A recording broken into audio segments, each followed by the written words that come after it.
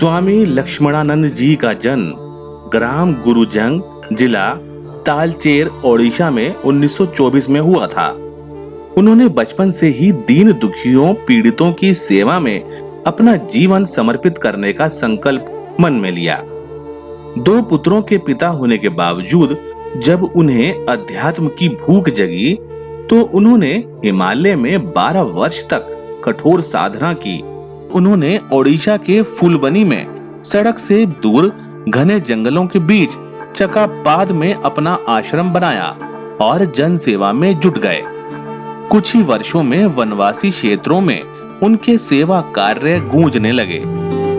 उन्होंने वनवासी कन्याओं के लिए आश्रम, छात्रावास, चिकित्सालय जैसी सुविधाएं कई स्थानों पर खड़ी कर दी और बड़े पैमाने पर सामूहिक यज्ञ के कार्यक्रम संपन्न कराए। उनके सेवा कार्यों के विस्तार की वजह से वे ईसाई मिशनरियों की आंख की किरकिरी बनने लगे। स्वामी जी ने भजन मंडलियों के माध्यम से अपने कार्य को बढ़ाया। उन्होंने 1000 से भी अधिक गांवों में भागवत घर स्थापित कर श्रीमद् भागवत की स्थापना की।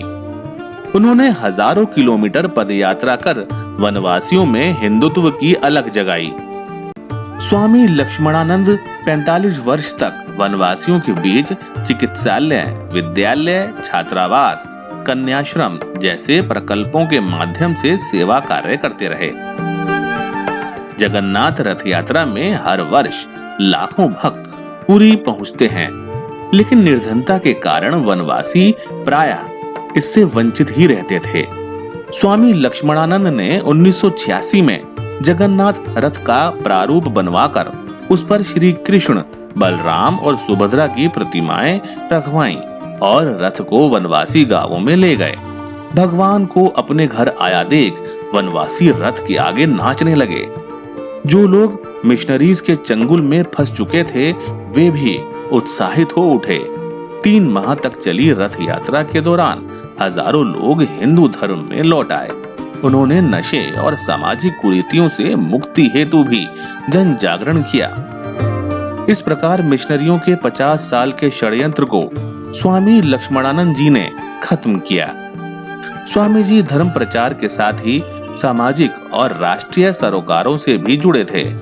जब जब देश पर कोई प्राकृतिक आपदा आई, उन्होंने जनता को जागरूक कर सहयोग किया।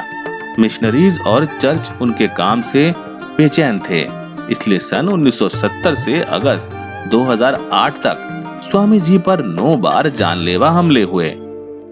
130 साल वर्ष के पहले ही फुलवानी जिला में थे ही नहीं। तुम व्यापार के लिए आए थे, दबा बैठे हमारे देश को और सारे चीज बर्बाद किया और लूंठन किया और धर्मांतरित किया। हमारे चीज सब ले गए, हमारे इज्जत ले गए, हमारे जमीन ले गए, हमारे सब कुछ छीन लिया और अत्याचार भी किया, अभी भी चल रहा है। इन हमलों के बावजूद स्वामी जी का प्रण अटूट था और वह संकल्प यही था, मतांतरण रोकना है, जनजातीय अस्मिता जगानी है। स्वामी जी कहते थे, वे चाहे जितना प्रयास करें, ईश्वरीय कार्य में बाधा नहीं डाल पाएंगे। उन्हें लगातार जान से मारने की धमकियां मिल रही थी। कंधमाल ओडिशा का वनवासी बहुल पिछड़ा क्षेत्र है। पूरे देश की तरह यहाँ भी 23 अगस्त 2008 को जन्माष्टमी पर्व मनाया जा रहा था। रात में लगभग 30-40 क्रूर चर्चवादियों ने फुलबनी जिले के तुमुडी बंद से 3 किलोमीटर दूर स्थित जलेस पट्टा कन्याश्रम में हमला बोल दिया।